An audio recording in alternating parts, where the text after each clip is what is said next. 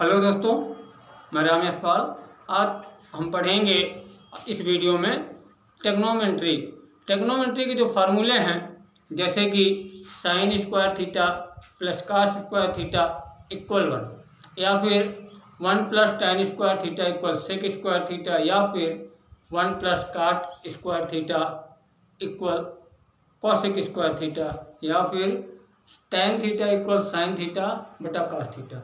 इनको किस तरह से उत्पत्ति किया जाए, इनको किस तरह से स्थापित किया गया है, इसको हम आज इस वीडियो में देखेंगे और समझेंगे, ताकि ये डीप जानकारी हमें हो जाए, जिससे कि हमें ट्रिग्नोमेट्री के जो भी प्रश्न हैं हल करने में किसी भी प्रकार की कोई समस्या स्थापित ना हो, किसी भी प्रकार की कोई समस्या ना हो। देखते हैं कि ट्रिग्नोमेट्री के इन सूत्रों को कैसे हम स्थापित करते हैं और इन सूत्रों को कैसे निकालते हैं। सबसे पहले देखते हैं, आप पाइथागोरस प्रमेय जानते हैं। आप सभी पाइथागोरस प्रमेय से अच्छी तरह से परिचित होंगे कि पाइथागोरस प्रमेय कहती है कि समकोण त्रिभुज के कर्ण पर बना वर्ग शेष दो भुजाओं पर बने वर्गों के योग के बराबर होता है। समकोण त्रिभुज के कर्ण पर बना वर्ग शेष दो भुजाओं पर बने वर्गों के योग के बराबर होता है। मान लीजिए आपका समकोण त्रिभुज है, ये आपका ए बी और सी, ये आपका एक समकोण त्रिभुज है। इसका कर्ण, इसको कर्ण कहते हैं। क्या कहते हैं इसको? कर्ण। इसको कहेंगे लंब। कास्ट देखिए, कोण ए के लिए लंब वो है, ध्यान देने वाली बात ये भी है। कोण ए के लिए लंब सामने वाली भुजा, और सी के लिए लंब क्या होगा? ए बी, ये सामने वाली भुजा होगी। कोण के लिए माने रखता, कोण ए के लिए लंब है और कोण ए के लिए आधार है। क्या है? आधार। ये लंब है। तो कह रहे हैं पाइथागोरस प्रमेय से, पाइथागोरस प्रमेय कहती है, पाइथागोरस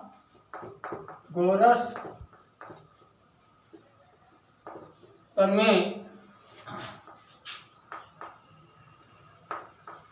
पाइथागोरस प्रमेय ये कहती है कि लंब कर्ण का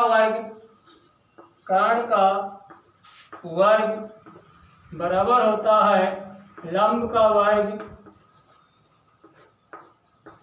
प्लस आधार का वर्ग। आधार का वर्ग, ये होती है पाइथागोरस प्रमेय। तो अब देखते हैं कि दोनों पक्षों में अगर हम एक एक पद ले लेते हैं। चलो कर्ण से शुरू करते हैं। कर्ण के वर्ग से भाग देने पर दोनों पक्षों में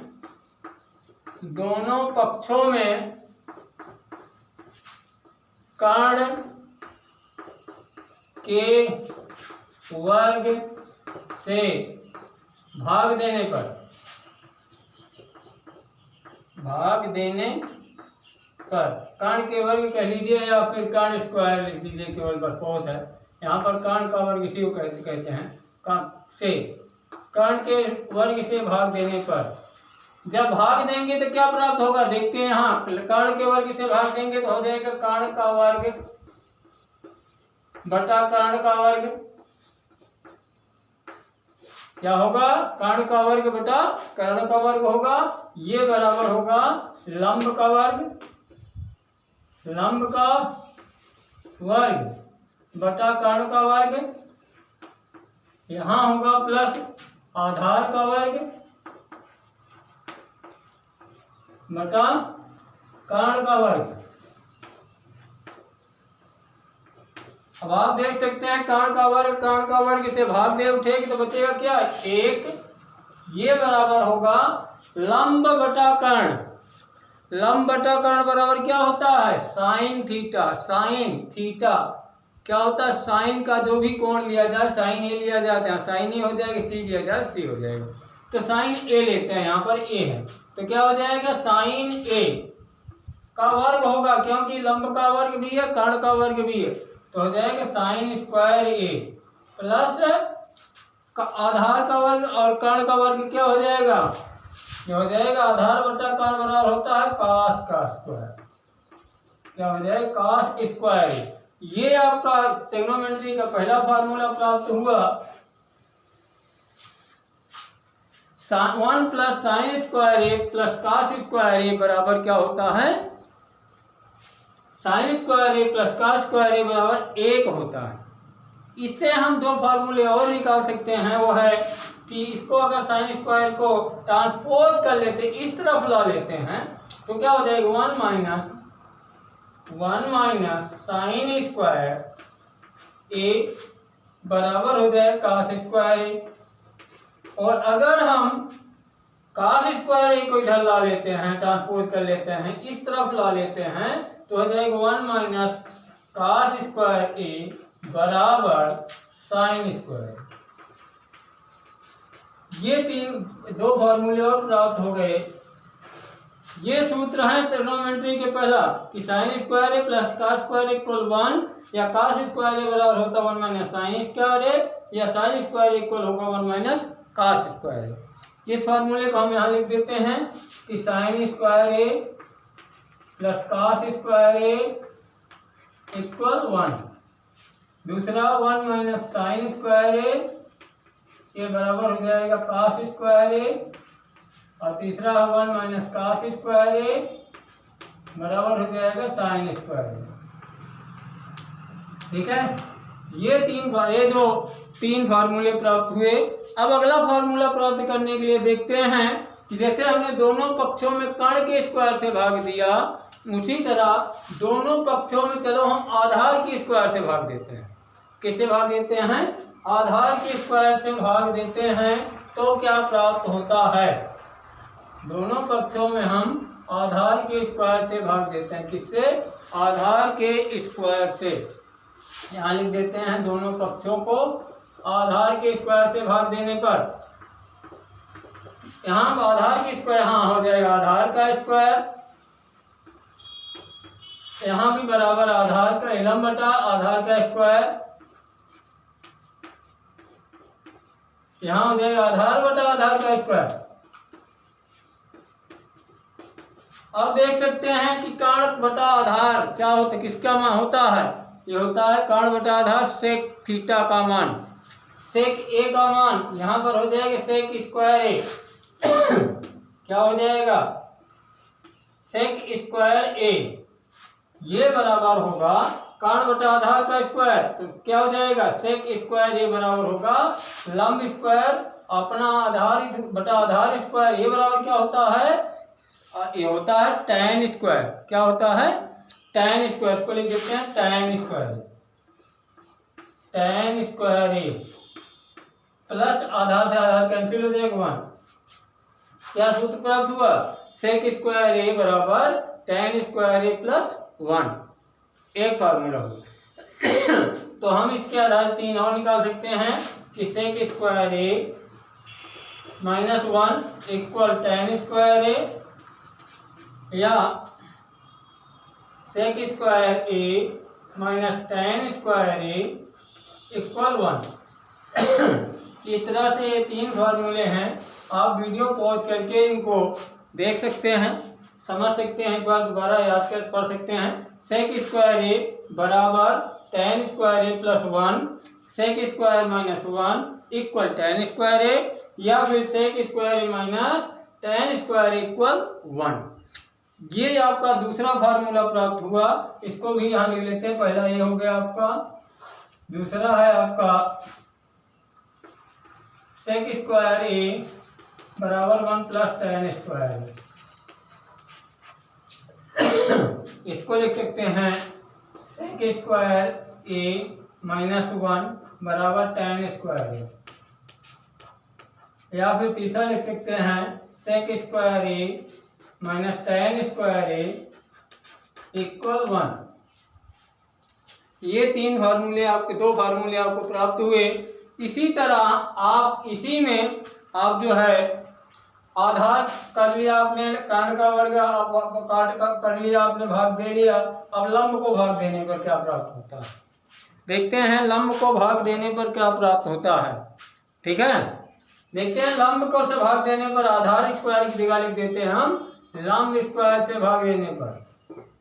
लंब स्क्वायर से भाग देने पर क्या प्राप्त होगा? यहाँ लिख देंगे लंब स्क्वायर, यहाँ लिखेंगे बराबर आधार का स्क्वायर बटा लंब स्क्वायर बटा लंब स्क्वायर, लंब स्क्वायर बटा लंब स्क्वायर। और इसको लिखेंगे आधार बटा लंब स्क्वायर। ये भी लंब स्क्वायर हो गया। अब देखिए कर्ण का स्क्वायर बटा लंब का स्क्वायर बराबर लंब का स्क्वायर बटा लंब स्क्वायर प्लस आधार स्क्वायर बटा लंब स्क्वायर। यहाँ देखिए कर्ण बटा लंब बराबर किसका होता है, कोसेक स्क्वायर होगा। क्या होगा, कोसेक स्क्वायर ए, क्योंकि कर्ण बटा लंब बराबर क्या होता है, कोसेक ए बराबर लंब बटा लंब ये 1 हो जाएगा। आधार बटा लंब बराबर होता है कॉट स्क्वायर। ये आपका फार्मूला प्राप्त हो गया।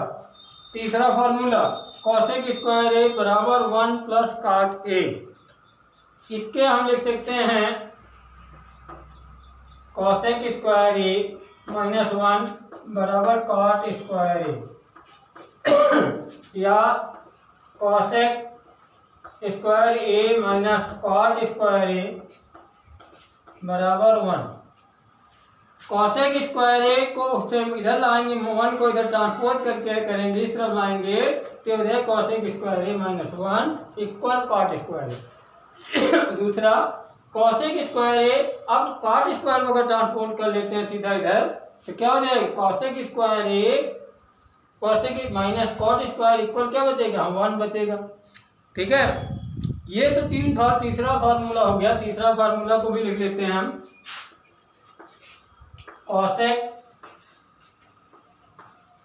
कोसेक स्क्वायर ए बराबर 1 प्लस कॉट स्क्वायर, और इसी को हम लिख सकते हैं cosec square A minus cot square A equal 1 या cosec square A minus 1 equal cot square. और ये 3 फार्मूले हुए आपके। चौथा फार्मूला जो है, जो इससे हटके है, अलग तरह से लाया जाए, उसको देख लीजिए। उसको कैसे प्राप्त करते हैं, आप जानते हैं tan ए बराबर साइन थीटा बटा कॉस थीटा। tan ए बराबर हो जाएगा साइन ए बटा कॉस ए। साइन ए बटा कॉस ए आया कहाँ, अब देखते हैं tan ए बराबर होता क्या है। tan ए बराबर होता है लंब बटा आधार, लंब बटा आधार। ठीक है, अब लंब और आधार दोनों में कर्ण से भाग देने पर, मतलब हर और अंश में कर्ण से भाग देने पर, हर और अंश में कर्ण से भाग देने पर देखते हैं, भाग देते हैं क्या प्राप्त होता है। इसको ध्यान से देखें, और ध्यान से देखेंगे तो समझेंगे। लंब बटा कर्ण हो जाएगा, क्या होगा, लंब बटा कर्ण बटा आधार बटा कर्ण, आधार बटा कर्ण। ये बराबर हो जाएगा आपका, लंब बटा कर्ण बराबर होता है साइन है और आधार बटा कर्ण होता है कॉस।